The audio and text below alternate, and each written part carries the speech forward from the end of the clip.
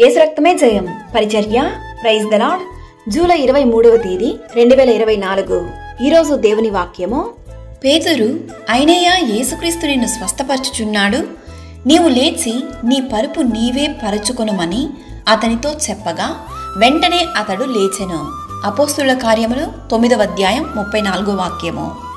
అవును క్రీస్తునందు ప్రియులారా, పేతురు సకల ప్రదేశములలో సంచారము చేయుచు లుద్దలో కాపురమున్నటువంటి పరిశుద్ధుల యొద్దకు వచ్చెను. అక్కడ పక్షవాయువు కలిగి 8 ఏళ్ల నుండి మంచం పట్టినటువంటి అయినయ్య అను ఒక మనుషుని చూచి ఇలా పలుకుచున్నాడు.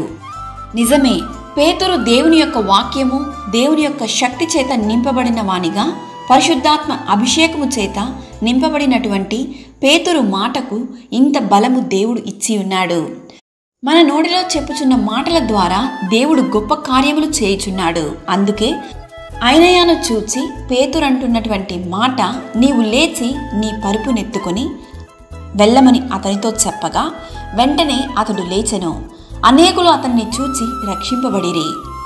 జీవ మరణములు నాలుక వశము అని దేవుని వాక్యం సెలవిస్తుంది.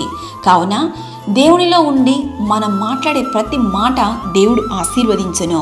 ప్రభు అయిన యేసుక్రీస్తు కృప మనందరికీ తోడయుండును గాక. ఆమేన్. God bless you.